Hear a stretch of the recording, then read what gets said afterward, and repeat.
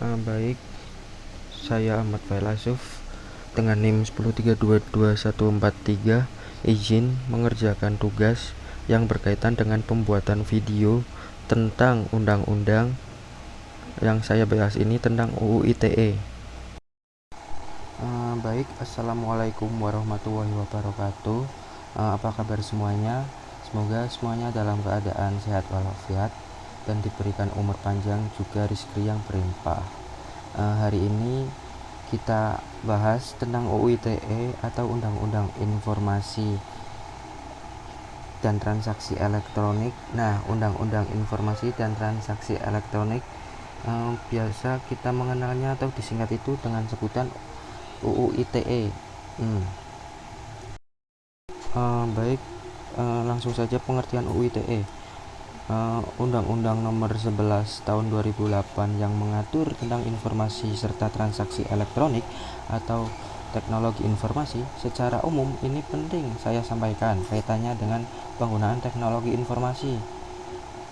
Jangan sampai kita kebablasan atau kita melanggar dari Undang-Undang Informasi dan Transaksi Elektronik ini.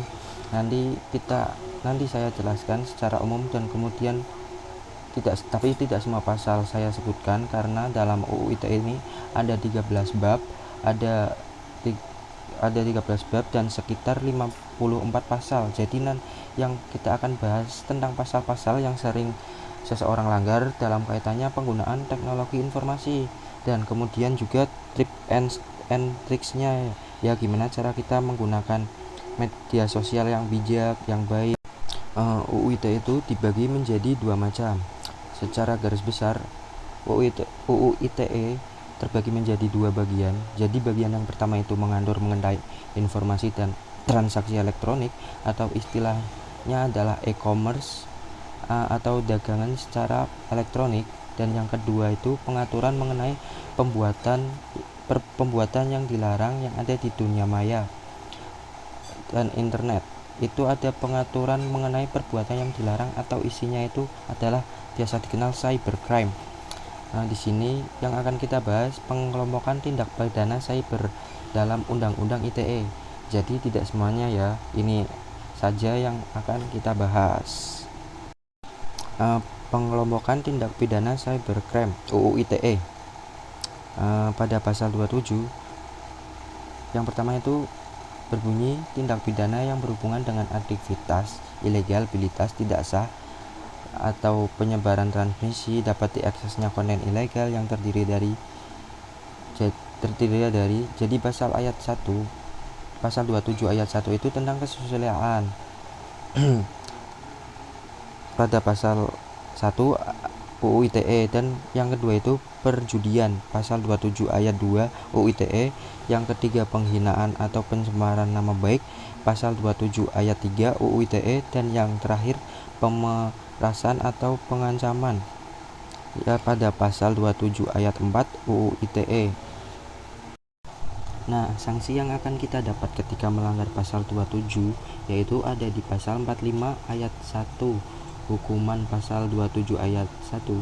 Setiap orang yang memiliki unsur sebagaimana dimaksud dalam pasal 27 ayat 1, 2, 3, atau 4 itu dapat dipidana penjara paling lama 6 tahun dan atau denda paling banyak 1 miliar. Nah, ini sanksi pelanggarannya, makanya hati-hati ya. Hati-hati bijak dalam menggunakan internet, hati-hati dalam menggunakan media sosial dan lainnya.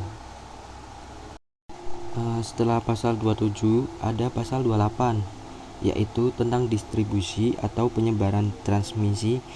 Ini lanjutan tadi pasal 28 ayat 1 tentang berita bohong yang menyesatkan dan merugikan konsumen, menimbulkan rasa kebencian berdasarkan sara, suku, ras, antar agama, kemudian golongan. Di pasal 29 mengirimkan informasi yang berisi ancaman kekerasan atau menakut-nakuti yang ditujukan secara pribadi. Sanksi pelanggaran pasal 45 ayat 2, 3. Hukuman pada pasal 28, setiap orang yang memenuhi unsur sebagaimana dimaksud dalam pasal 28 ayat 1, 2 dipidana dengan pidana penjara paling lama 6 tahun dan atau denda paling banyak 1 miliar rupiah. Dan selanjutnya hukuman pada pasal 29 berbunyi setiap orang yang memenuhi unsur sebagaimana dimaksud dalam pasal 29 dipidana dengan pidana penjara paling lama 12 tahun, kelipatannya dari pasal 28, dan denda paling banyak 2 miliar rupiah. Ini juga kelipatan dari pasal 28 yang di atasnya itu. Jadi dari 54 pasal dalam UU ITE saya membahas 3 saja. 3 ini yang penting, yang banyak menjerat seseorang, baik artis ataupun kalangan yang lain. Nanti kita bahas dari mulai contoh kasusnya yang menyita perhatian yang berkaitan dengan UU ITE ini. Kasus yang pertama ini mungkin nggak terlalu terkenal ya, karena bukan selebritas, dia adalah Prita Mulyasari. Ceritanya pada tahun 2008 setelah pengesahan UU ITE, ia dilaporkan oleh pihak Rumah Sakit Omni Internasional terkait surat elektronik tentang ketidakpuasan pelayanan rumah sakit yang ia kirim tersebar luas. Jadi ceritanya dia dirawat di Rumah Sakit Omni, kemudian dia tidak puas dengan pelayanan yang ada di sana. Dia hanya mengirim ke temannya. Ini hanya mengirim antar teman, kemudian menjadi viral, disebarkan kemana-mana. Akhirnya pihak RS Omni rumah sakit ini melayangkan gugatan pidana dan perdata terhadap Prita. Ya, ini terjadi dibawa di Pengadilan Negeri Tangerang Banten. Kemudian Prita divonis melanggar pasal 27 ayat 3. Berawal dari curhatan ke teman, kita bisa kena pasal UU ITE. Jadi kita harus hati-hati. Berbijaklah dalam menggunakan internet dan menggunakan media sosial ya teman-teman. Langsung saja tips and tricks dari saya agar terhindar dari UU ITE. Yang pertama itu, ketika emosi jauhi media sosial. Dan yang kedua, hindari bicara yang berkaitan dengan sara, suku, ras, antar golongan.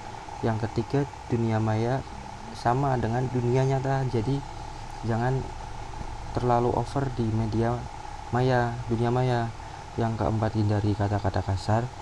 Dan yang kelima, pastikan postingan kritik didasarkan pada fakta dan bukti-bukti pendukung yang valid. Jadi kalau mengkritik itu ya harus punya fakta, banyak bukti, kemudian kita kasih solusi. Jangan asal kritik saja, ya nanti jadinya pencemaran nama baik.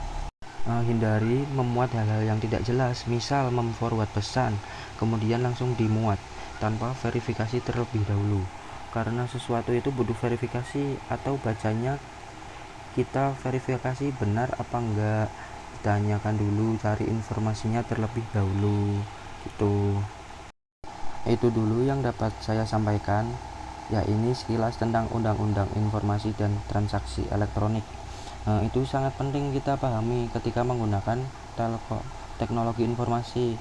Dari situ kita juga tahu undang-undangnya, kemudian kita juga tahu tentang kasus-kasus yang berkaitan dengan Undang-Undang Informasi dan Transaksi Elektronik. Kemudian kita juga harus tahu tipsnya. Mungkin kurang lebihnya itu saja dari saya. Mohon maaf apabila ada kesalahan tutur kata dari saya, dan terima kasih atas atensinya sudah mendengarkan. Saya pamit undur diri. Wassalamualaikum warahmatullahi wabarakatuh.